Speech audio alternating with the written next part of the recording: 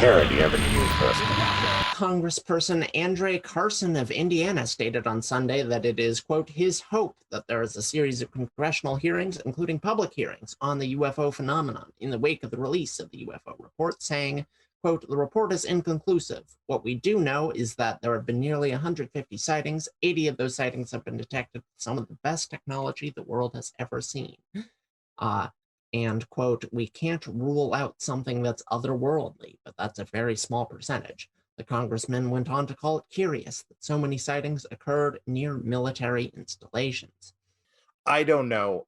I have a big problem with this. This is going to branch out into a whole nother conversation. So sure, get ready. I can't tell if so. My initial thought with these UFO reports is it's weird that the Army says that they know nothing about it. That's weird. It's weird that the government doesn't care that the Army's saying that they know nothing about it. It's weird that we live in this world where people are tying absolutely everything to party lines as though you're really a part of your party. Kara, what is your party? I mean, I'm sure you're not secret about this. I mean, I vote Democratic. Now, why did you not just say Democrat? You said, I mean, like, I vote Democrat. Why'd you state it that way? Well, because most Democrats aren't communists, and I am. Specifically being, you're not really a part of this party. No, I disagree. If there was a party to the left of the Democrats, I would vote for that party.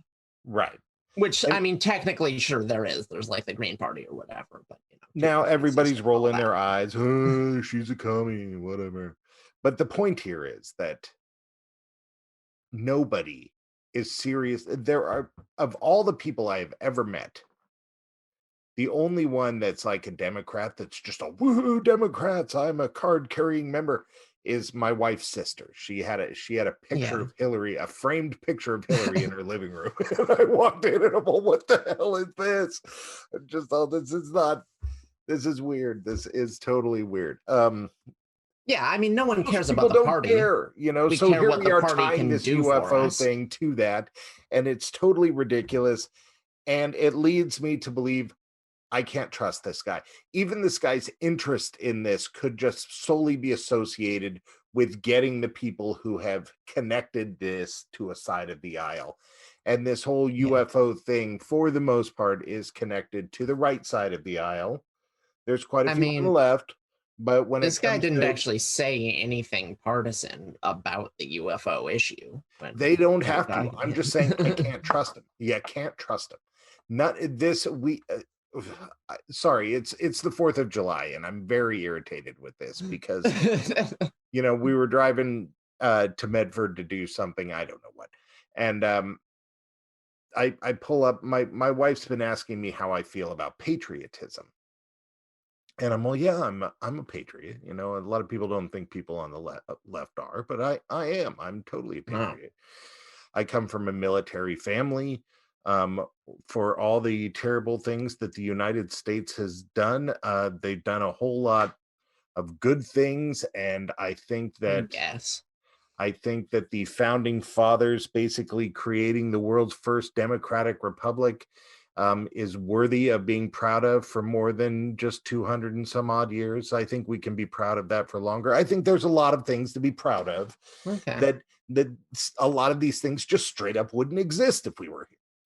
But then, you know, I'm trying to think of it because she's saying, like, I don't know if I'm proud. I feel lucky. I don't know if pride is the thing.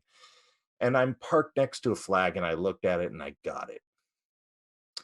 I looked at it and I thought, you know, in years past, I think I would have looked at this flag and thought, yeah, sure, America. That's great. That's cool.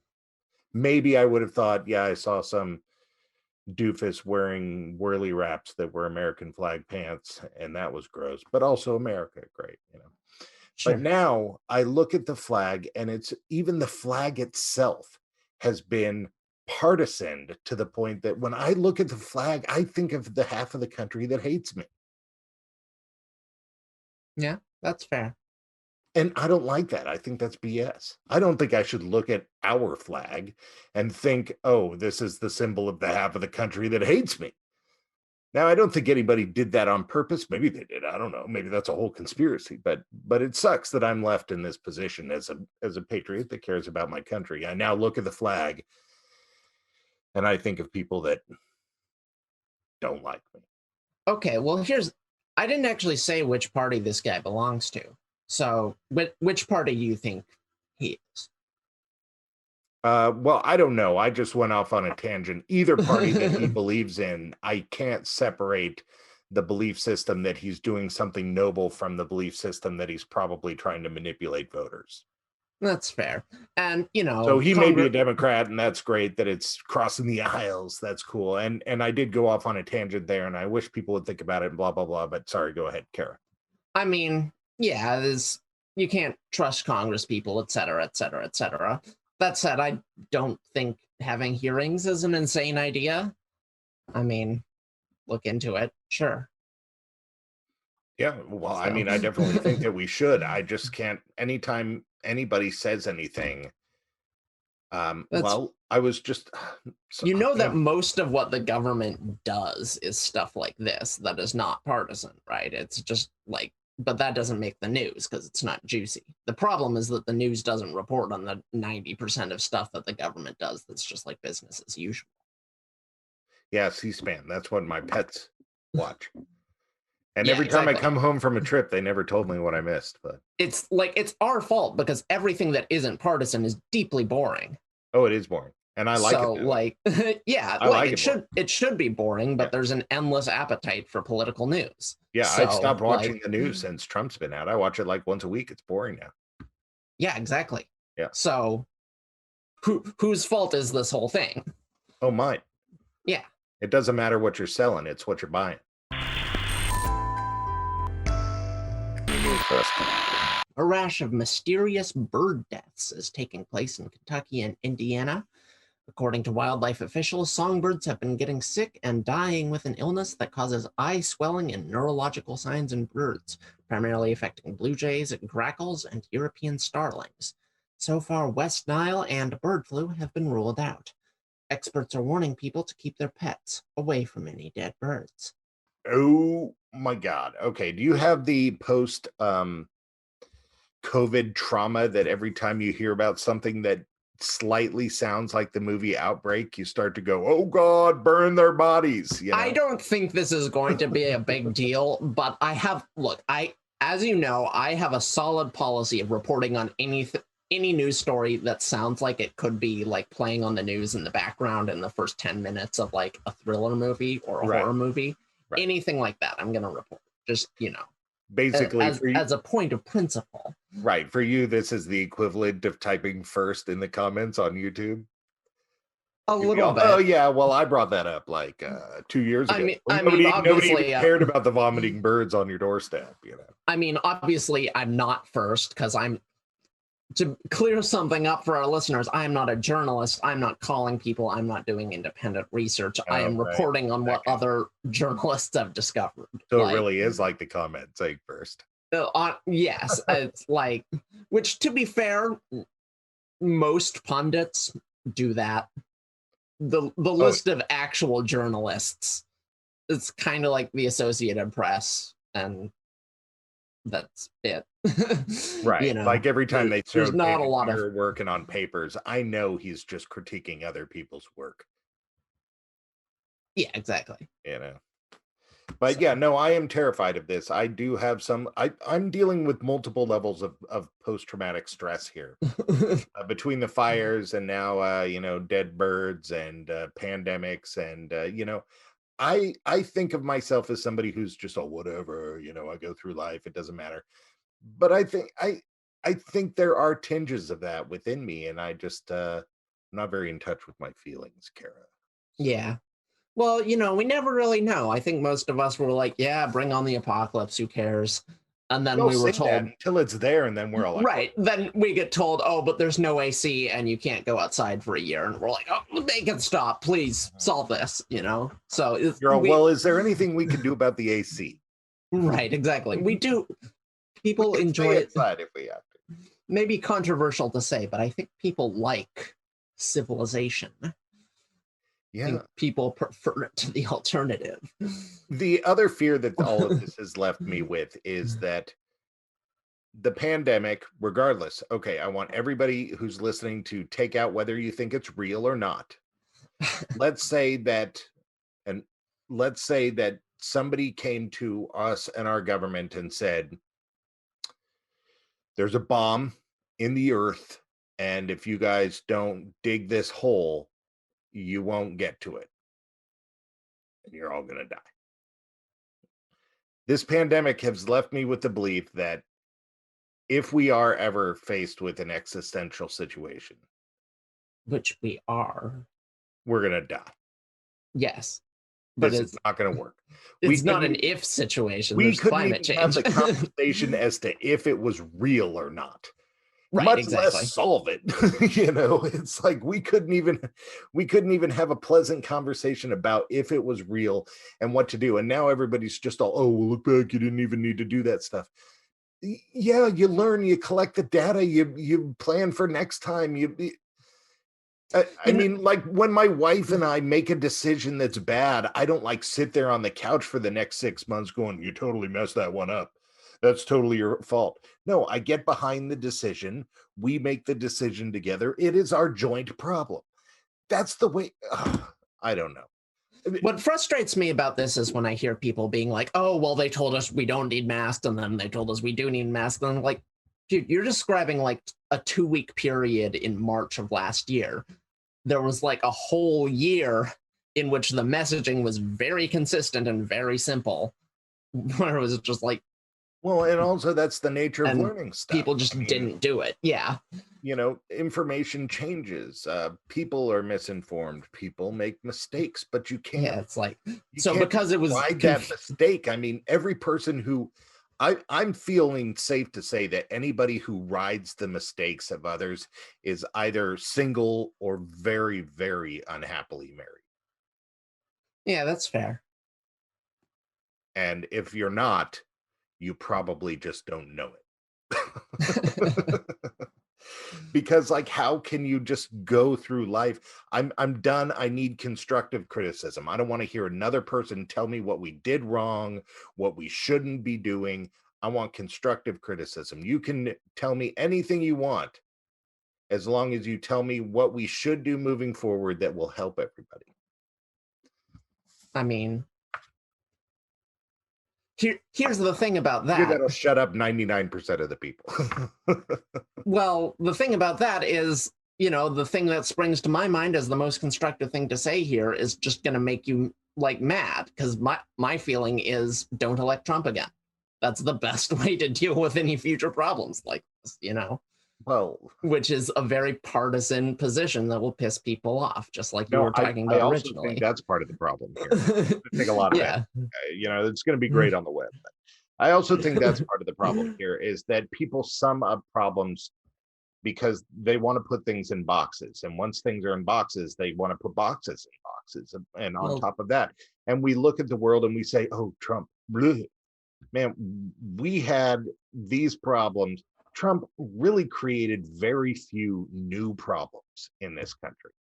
Very few new. True. Yeah, he might have, tore open some ones that were already there and made them worse. Right. See, I think he made existing problems worse. The only real problem that he invented was he really kind of destroyed some of our relationships with our allies that I hopefully is coming back. But outside of that, he's not the problem.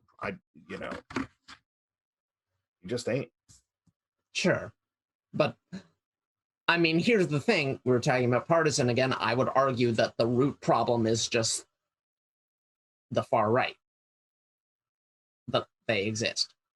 I mean, it's terrible. Look, if I'm being honest, that's their problem with you. I know, but I'm right and they're wrong. How do you fix that? Well, you can't. Imagine that it's not a fixable problem. No, imagine that you are a conflict resolver. And you get sent to a planet where everybody on the planet basically has the mentality of a 12-year-old till the end of their life, because that's how the two of you view one another. That's how the left views the right and the right views the left. So you get sent to a planet with a group of 12-year-olds. and your job is to make it as good as possible for them. Well, I would separate That's them. the advice we need. We don't need to, well, we obviously just need to burn half the 12-year-olds. It's like, that's No, I see what you're saying, but I'm saying there's no actionable plan of like compromise between those positions. I don't think that's possible. So I think if you like pressed me to come up with a solution, I'd say put all the 12-year-olds here, put all the 12-year-olds there, other 12-year-olds there, and just make sure they don't interact anymore. Separate but equal. Sure. Whoops. You can't do that. That already didn't work. Yeah, but people did that with freaking races, not ideologies. I know. But having a race, your race has nothing to do with who you are as a person. Your ideology is who you are as a person. Yeah, but I think that's the problem with people in this world. And that is that, and I don't mean you're the problem. I'm the problem too. I'm trying to become aware of it. So I'm definitely not a pundit trying to tell everybody who they need to be. I am the problem as well. But I think the problem is our general viewing of ourselves in the world, of this attitude of, if everybody were just like me, it would be okay. Or if everybody were just like my group of people, it would be okay. And we all kind of have that attitude. That's how I feel about people that I want to hang out with, and so on and so forth. It's hard to escape that attitude. But the attitude that I'm thinking we need to adopt is a little more evolutionary, and that is weather the storm until we're smart enough to pull this off. Sure, and I can get behind that.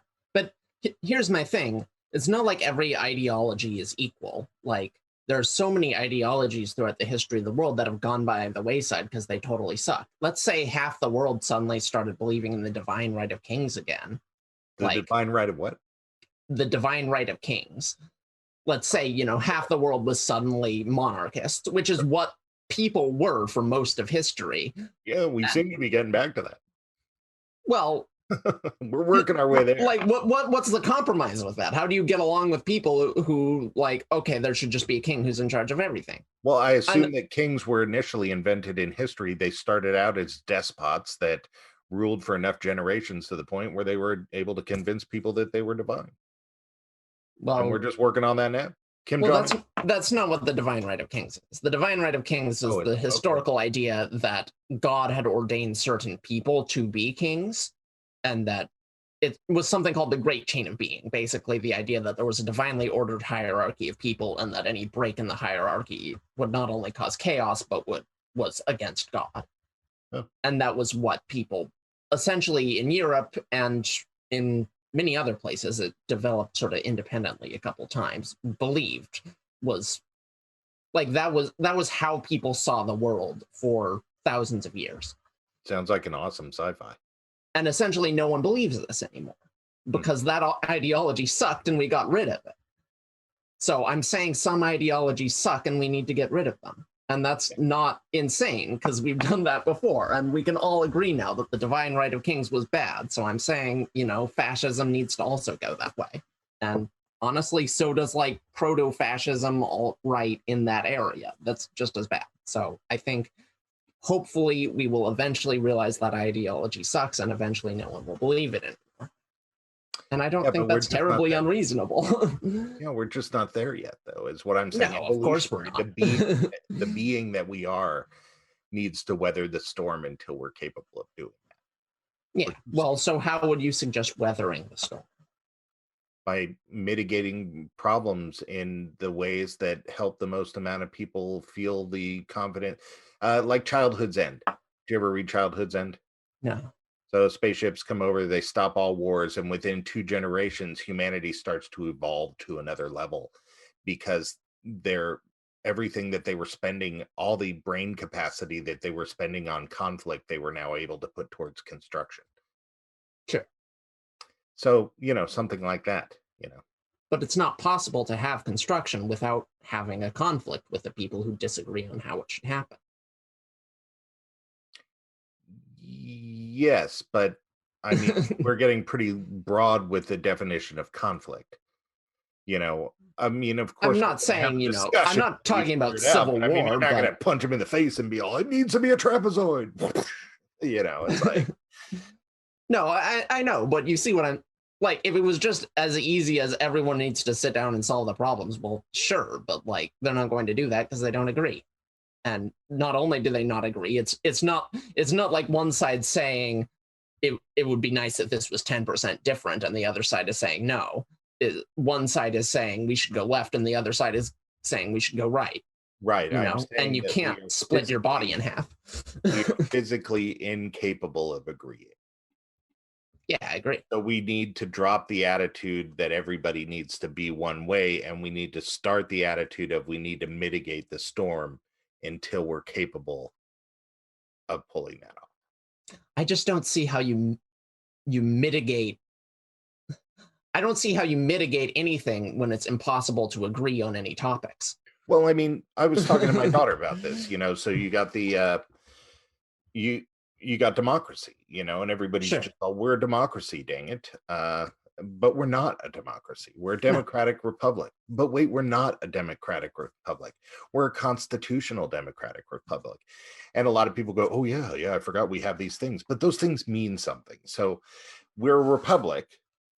We're broken into sections. Each of those sections is a democracy. I'm not telling you this. I'm explaining to the audience. Each of those sections is a democracy with the line drawn in the sand that is well, each of those sections is a republic. It's not like there's a legislature for each state, which makes the rules. So it's still representative, which makes it a republic. Yeah, sure. I mean, you can drill that down, but it when right. And then the Constitution is the line. Basically, right. In a true democracy, 51% of us could sit around and vote. Every black person needs to get out of the country. Right, and the Constitution is there to say, we the next day we would start doing that. But obviously, we have a Constitution that draws a line that says, no, you can only be this much of an asshole, right. And I don't know. We're babies. We're babies in the grand scheme of things. I think we just need to change our attitude of how are we going to survive until we're less stupid. Yeah.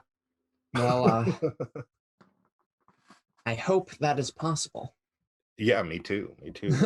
What's that hump thing with the evolution? There's some term for the reason why we might not have met other species, and that's the great filter. Yeah. We might get great filtered. Yeah. Google stated in a paper that it has a new AI that can design chips in less than 6 hours, a feat that would take humans many months. This AI is already being used to design Google's first generation of tensor computer chips, which in turn will be used to make even more powerful AI systems. First chess, then Go, and now integrated circuit design. Is there nothing the machines won't touch? And finally, Brood 10, the cicada swarm that enveloped the American Northeast last month, clogging jet engines, causing car crashes, and generally making trouble, has finally died following intercourse, leaving their horrible bug corpses everywhere. They will be taking a 17-year hiatus to return again in the year 2038. I will be 45 years old. And I'll be like, oh my, I remember the 2021 when back when you could go outside. Yeah, exactly.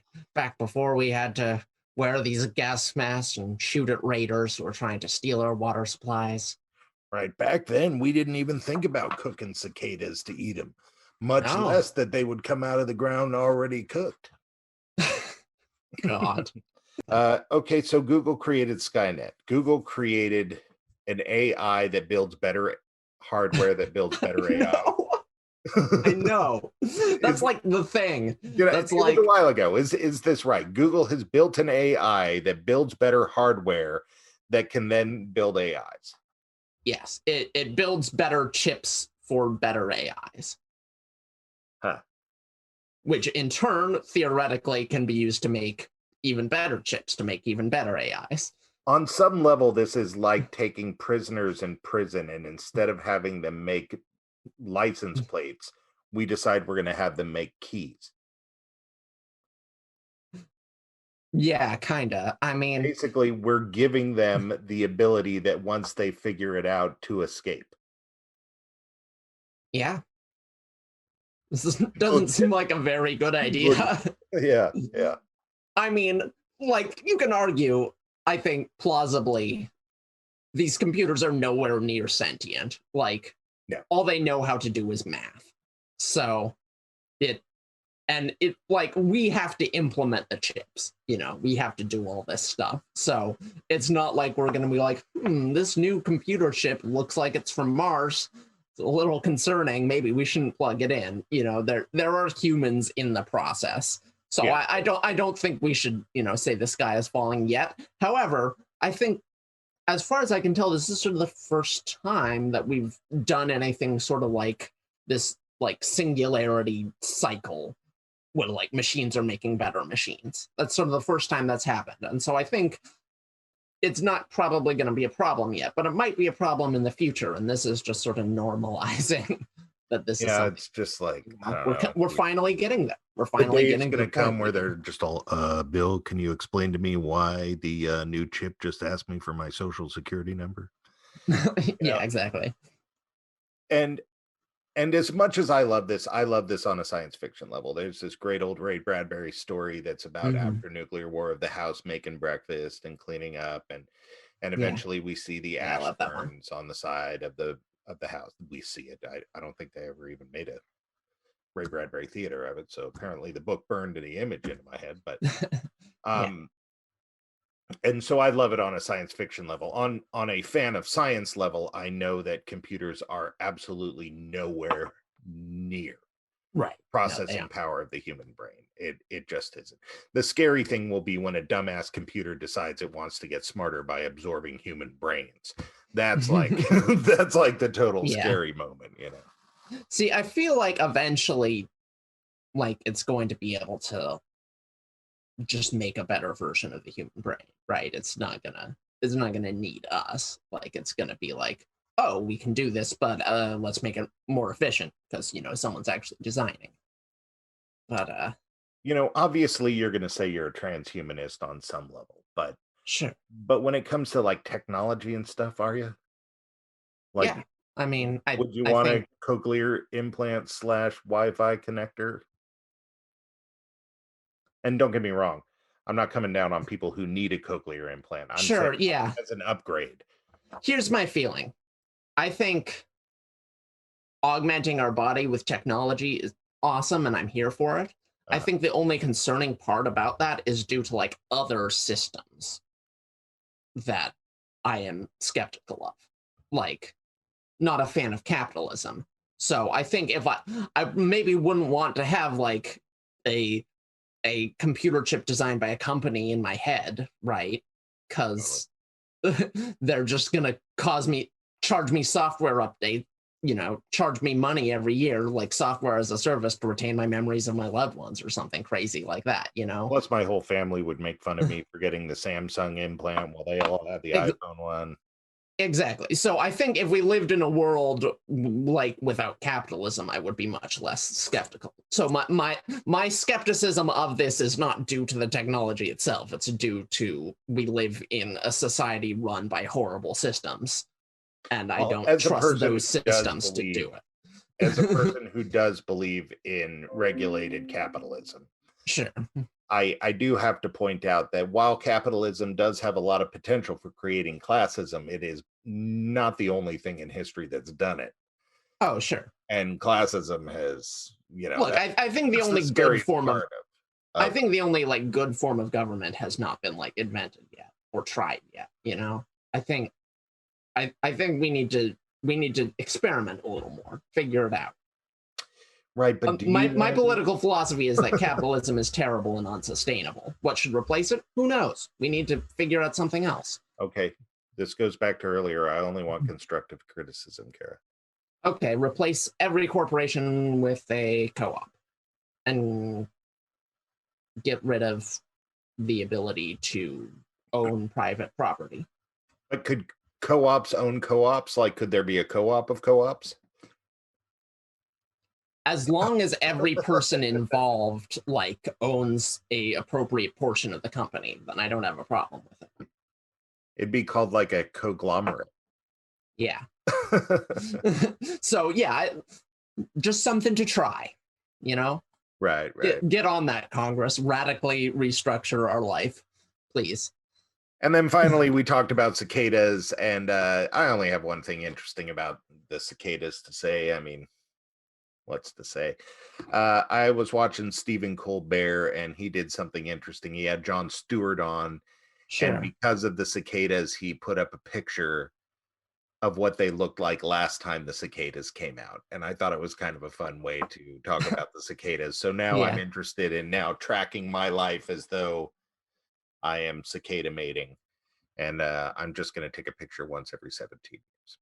Yeah. And yeah, that's what I love about them. You know, they're creepy bugs and I hate them, but they're punctual. They're Yeah, reliable. You can totally. just kind of count on them. They'll be back. They're like Haley's Comet, you know?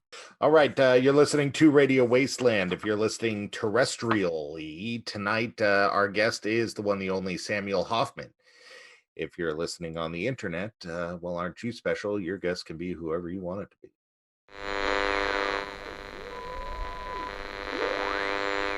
All right, welcome back to Radio Wasteland with our guest.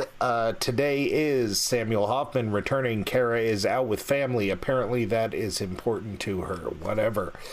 All right, Samuel, I'm always happy to have you on because, for one, you only call in because your computer situation up there apparently is not good, and it means I don't have to, comb my hair or anything.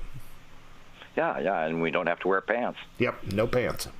But I assure you, I do have pants on, although they are very old, and there's a hole in the left knee. Anyway, as for me, everybody. just imagine Hello. whatever it is you imagine something that'll make you keep listening. So, go ahead. I think we're going to actually see a change in our societal clothing apparel from the 2020 event and forward. They're talking how clothing sales have skyrocketed on the national news today. Doubled over 20%. So. Yeah, my wife was saying she was out shopping. We were out together. I go with her so we can spend quality time as I stand around as she shops. But she was basically saying that she can tell that's going on in style, that comfort has taken over lots of the clothes that are up for sale. And it's really all about comfort clothes now that people have gotten used to it. We could always hope and pray that maybe this is the end of the tie. Yeah, I always thought the tie was a weird thing. I detested wearing a tie all those years I had to, and it's just like, try to shave every day and still wear that stupid tie. Anyway. Okay, so one of the things that we're discussing here, that we were discussing before we came on was allergies, and I have never had allergies as bad as I do since I moved to Oregon, and you were saying that you have them. Yeah, and I've never really had them for most of my life, and within the last 3, 4, 5 years, it's just kicked up into something that's a nightmare. I assume that has something to do with climate change. That's what I've been thinking, but I heartily agree with you. We are, and I've said this a million times, we're not in Kansas anymore, and let's, just discuss this massive heat wave that we just are going, well, we're still in. These heat temperatures went all the way up into Canada, all the way up to Hudson Bay and everything, and people know that, we had a temperature rise here in the United States, but they don't discuss the fact this went all the way in the middle of Mexico and all the way up and through middle to the top of Canada. I was just looking at the graphs, and we're talking excruciatingly high temperatures for that high in the latitudes. And, this is, I believe, we're seeing the direct onset of course, we talk about global warming, but this is, of course, solar system warming because the two suns. And a lot of people don't take into account the binary scenario. They just get lost in the planets. And remember, this extra thing is a star and another group of planets that are attached to us as well, and always have been and always will be. And we're not paradoxical. It's a flowing circular thing that happens every 3,654, give or take, years. And if you look, go ahead if you had something to say. Yeah, well, we do come back to this, on the reg, and that is us being a part of a binary system, and these environment changes, are they connected beyond our ability to control, or is this something we should still care about? Oh, well, yeah, we should care about it. if we go back through the ice core samples back to the 1700 BCs, and remember we count backwards the opposite direction when coming closer to our time, so it would go 1750, 1730, 1710, 1680, 1650. Through that period of time, the ice core samples show that we were into a literal average daily temperature of the planet Earth at 130 some degrees. So, and this showed this for a period of a 10-year, 15, 20-year period, and then it dropped off real quick, and then they had another minor overheating scenario as well in the 1650s, and then it went back to a onset ice age scenario where, you know, we know with the stuff that we do know as our current normal weather, and followed by, you know, the melt off of the ice age, etc. And which, of course, had a great deal to do with climate migration and everything, and why the people went to underground to live in Cappadocia, which is modern-day Turkey, why there were vast cities underground. So should we take note of this? Yes, I have a funny feeling a lot of us are going to be really, really hot and might have to change our building habits and where we live and how we get through our day. And now can you imagine if we didn't have electricity, how many people would be with no air conditioning and all these other things?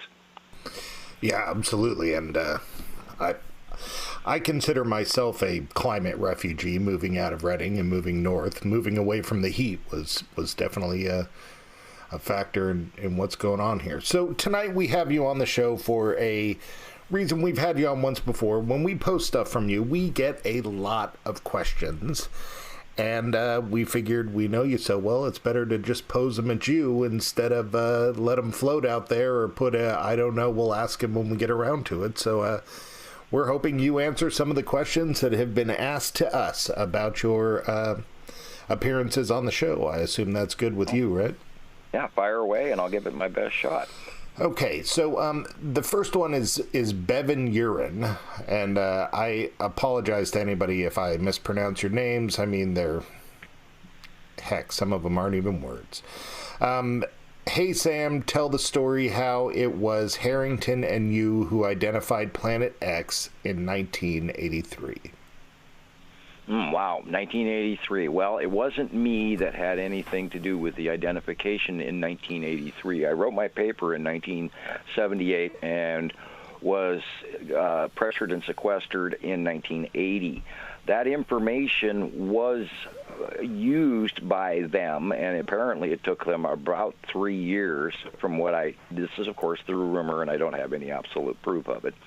But it took them apparently that long to understand stuff. Now, when it comes to Harrington, yeah, he was in charge of the SETI Alpha group that was heading down to Australia, and so they could get the view of the approach, because the body, the entire solar system and their star came up from below us, and then over about a 3-year period was visible. Literally, if you had some of these new cameras, you could see it, but you couldn't really see it at all until all of a sudden, bang, it was there, and we started seeing stuff at the Neumeyer station and all of that. And they had a group of names where they were naming them Harrington and this and that and the other thing, which we've never, of course, had subscribed to, because I was given information from other sources off-world. But through my description, I would imagine they put some of the pieces together that they didn't have. And not only that, I'm sure that they had a certain level of information that I wasn't being shared with as well, that they may have known more than I do, and which is entirely possible. They have entire teams working on this. So anyway, that's sort of my answer to you there. Yeah, I'm sure a lot of that stuff's on need to know, compartmentalized, that's right. Information always goes up. It never, ever trickles down. Yeah, that's the one thing that Karen and I have been passing back and forth about, the Navy and the UAP sightings and stuff like that, is that, it's probably just our own tech, and one hand doesn't know what the other's doing. Right, it's just right. as likely as anything else. And all information, and in my brief period of time that I was an insider, all the information we dealt with was absolutely vetted before they even released anything downward, period. It went through channels no matter what, and they were very adamant about it. Okay, so up next we got Mary Anon. Again, sorry if I mispronounce him, but it's your username. Get over it. Sam, do you think she has two questions here. Let's go with the first one. Sam, do you think we should be purchasing gold? Not at today's prices. Boy, if you'd have purchased gold about 20 years ago, you'd be wealthy right now. No, I don't agree with buying gold at these prices. And that's just for common finance. I would maybe look more into silver right now because it's a little more tolerable. But the gold is a touchy scenario because you're going to gather some more interest towards you than you want later if you happen to hang on to it from more than one faction. Let's put it that way. Humans won't be the only ones interested in your gold if you have it. I don't currently own any. Right, yeah, I assume that's part of where I assume she's a she, is her question is coming from, and that is that, given the off-world interest in gold that you talk about, is it a good idea to purchase it? Now, there's a huge medicinal value in it. I don't know if wearing it can actually help you, but I know that consuming it in monatomic gold will actually regenerate your cells. And we can self-heal during this time of two suns. But I, of course, don't have a whole bunch of money to throw to that scientific study, although I wish I did. And that's about the best I can tell you on that. Okay, her next question is, and should we ask for a release of information from the government in regard to their knowledge of Planet X? I don't think they'll ever give it because they will. Everyone will then find out just exactly how badly we've been lied to about their knowledge, and then they'll also find out about the treaty, where certain people are allowed, a number of people per year are allowed to be abducted, and et cetera, which both sides of the parties have broken the treaties, by the way, many years ago, and they've been arguing back and forth. Of course, they're still in negotiations over what's going on, and not only that, we're supposedly going to be entertaining some guests in the nearby future. So, we should not plan to be freaked out by what's happening, and we should also be aware that there's going to be coming changes.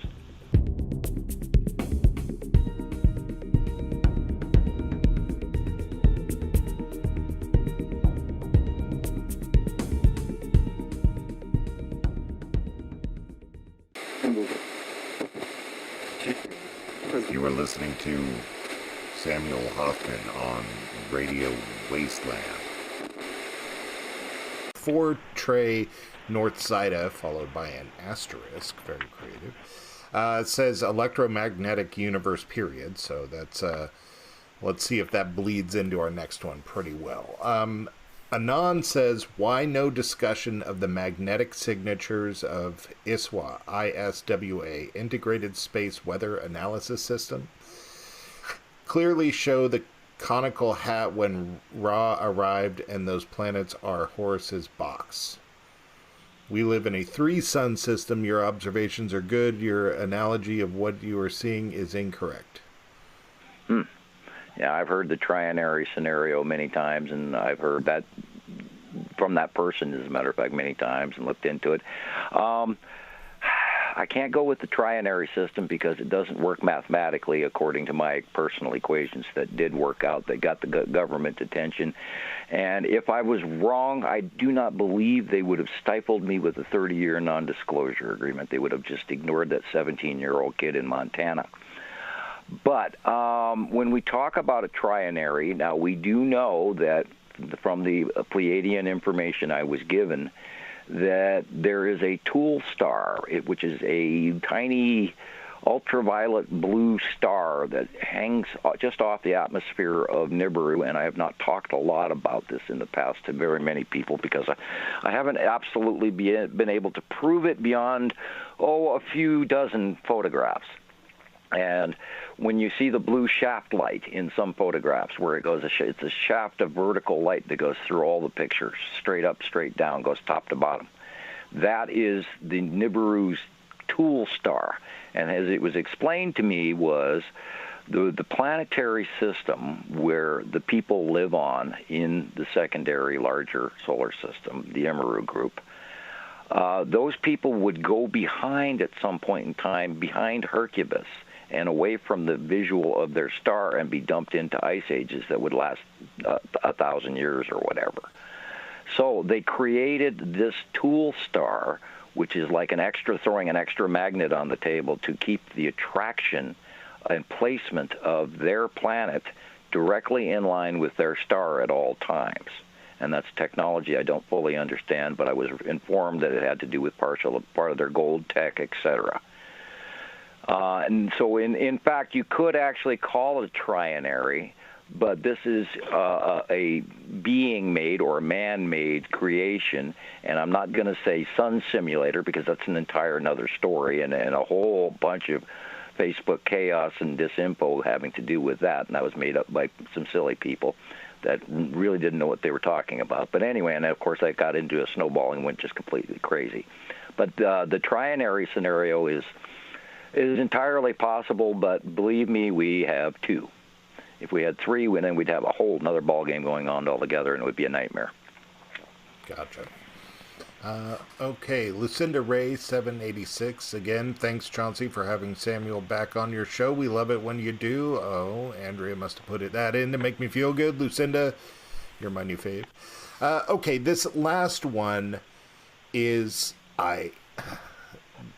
this one I know you're not on board with. It's just wild, but I don't know if this person's joking or what. I'm just going to see if you've heard of it before. 74 Ohm King Avalon 47 says, if you add flat Earth, round Earth, and hollow Earth, you get an eyeball. We live on the flat Earth under the dome in the iris.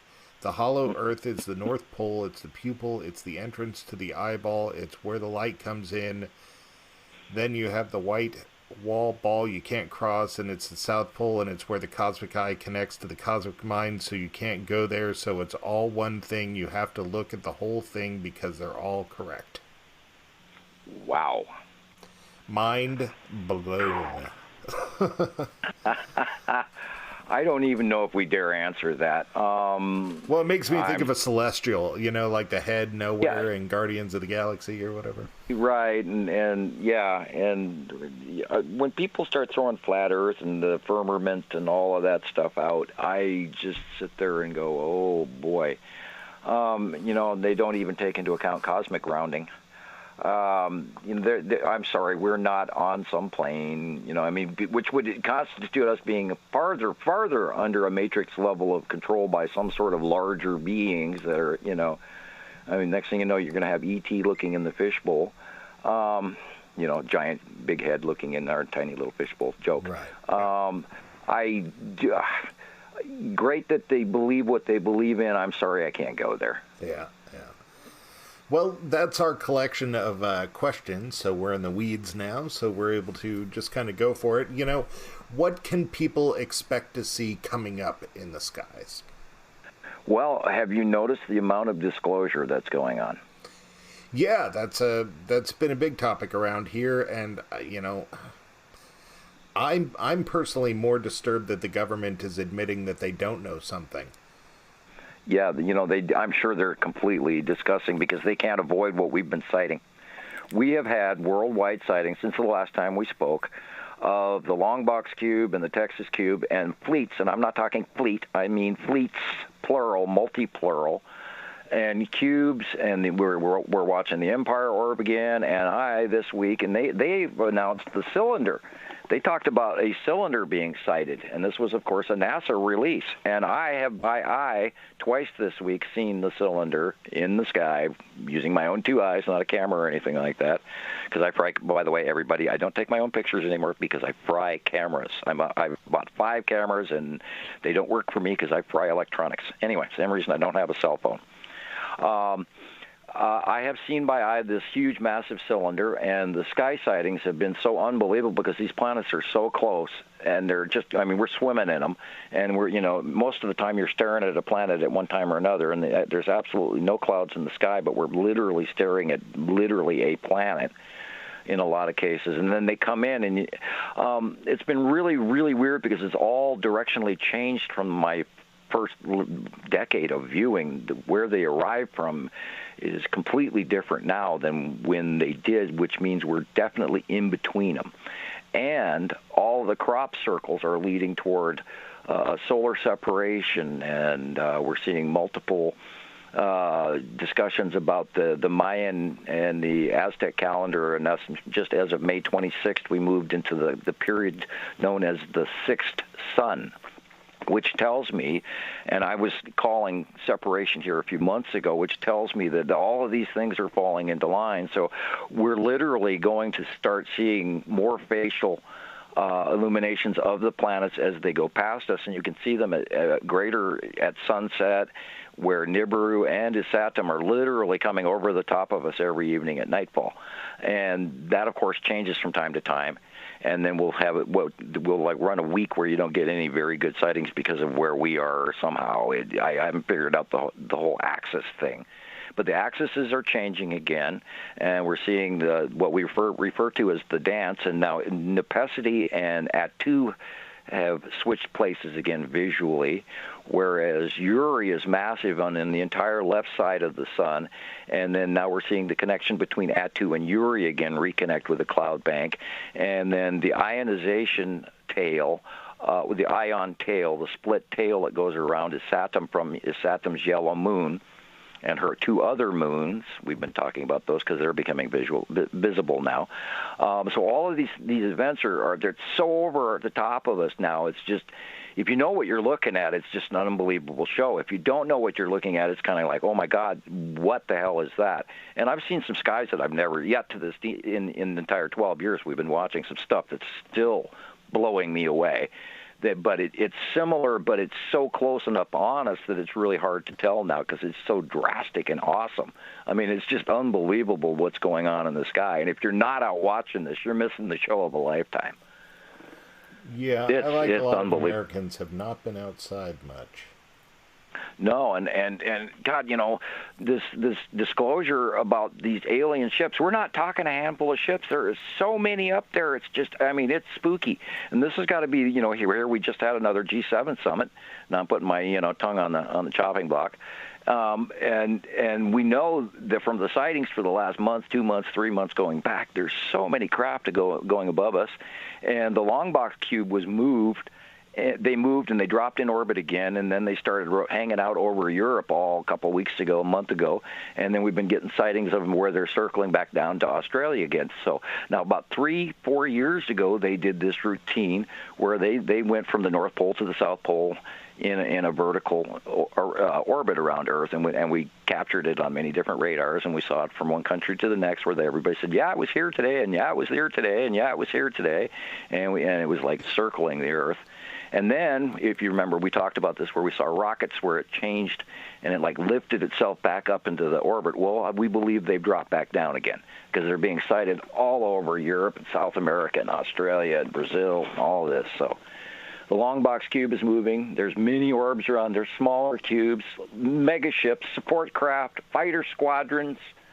I mean, if you're interested in this, and I'm, of course, talking to the listener, if you're interested in this, there's so many sightings going now. You cannot deny this, and everybody's talking on Facebook and stuff about the rumors. Well, the government's going to do a fake alien invasion. Well, no, excuse me, this is real.